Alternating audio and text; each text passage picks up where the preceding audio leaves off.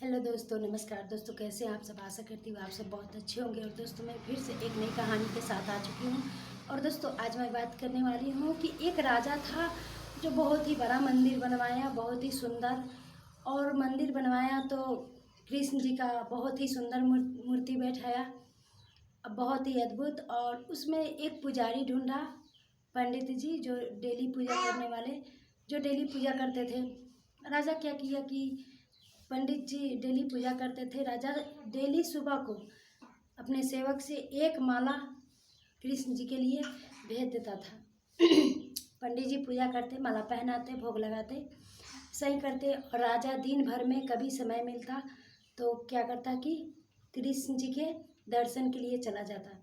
जब भी जाता राजा दर्शन के लिए, दर्शन करता। और पंडित जी क्या करते कि कृष्ण जी के गले का माला उतार करके राजा के गले में पहना देते। ऐसा ही डेली करते। एक नियम बन गई थी, एक नियम बन गई थी। उस नियम को पालन करते थे, उस नियम का पालन करते थे। ऐसा ही डेली होता। ऐसे ही 4-5 महीना हुआ। फिर पंडित जी क्या करते कि पूजा पाठ करते, वही माला पहनाते। और दर्शन के लिए राजा साहब आते तो फिर कृष्ण जी के गले का माला निकाल करके राजा के गले में पहना देते। ऐसा डेली होता था। फिर क्या हुआ कि एक दिन राजा की तबीयत बहुत ही ज़्यादा खराब हो गई।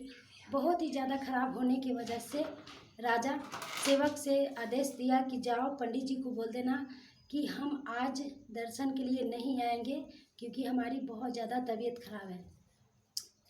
और सेवक गया और इतना बात बताया पंडित जी को। पंडित जी बहुत खुश हो गए और ईश्वर से, कृष्ण जी से बोले कि हे प्रभु, आज मुझे बहुत ही खुशी है कि आज मुझे भी आपका माला पहनने का सौभाग्य मिला है। और पंडित जी क्या किए कि पूजा पाठ किए, माला पहनाए। और फिर जब माला उतारने का समय आया तो पंडित जी खुद अपने गले में माला को पहन लिए।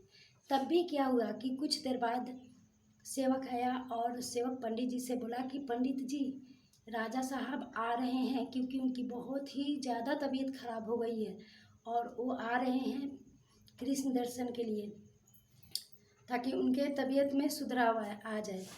तो पंडित जी इतना सुनते ही बहुत ही घबरा गए कि अब राजा हमें दंड देगा, अब हम क्या करें, कैसे करें। बहुत ही सोचने लगा और उसकी शरीर पूरा कांपने लगी।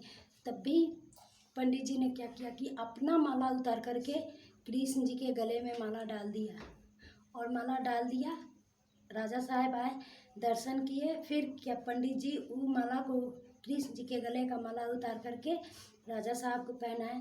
तब भी क्या हुआ कि उस माले में एक उजला सफ़ेद बाल फंस गया था। बाल फंसने के कारण राजा साहब पूछे कि इस माला में सफ़ेद बाल क्यों फंसा है, क्या कृष्ण जी की बाल सफ़ेद है? तो पंडित जी बोले कि हाँ, कृष्ण जी की बाल सफ़ेद है, इसलिए इस माला में फंस गया है, तो चला गया है आपके पास। राजा साहब बोले कि अगर ये बात सत्य है तो फिर कल हम आएंगे और कृष्ण जी की मूर्ति के जचैया होगी और बाल देखेंगे कि उनका बाल नकली है या असली है, और उनका बाल उजला है या काला है। इतना सुनने के बाद पंडित जी बहुत ही कांपने लगे और रात भर नहीं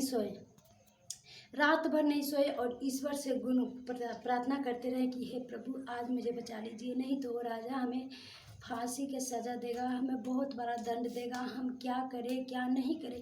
इतना वो प्रभु के सामने मतलब रिस्पेक्ट करने लगा, इतना गिड़गिड़ाने लगा, प्रार्थना करने लगा, हे प्रभु। फिर क्या हुआ कि कल होके राजा आया, और राजा आया तो फिर माला उतार करके और पंडित जी पहनाए तो उसमें भी उजला माला था।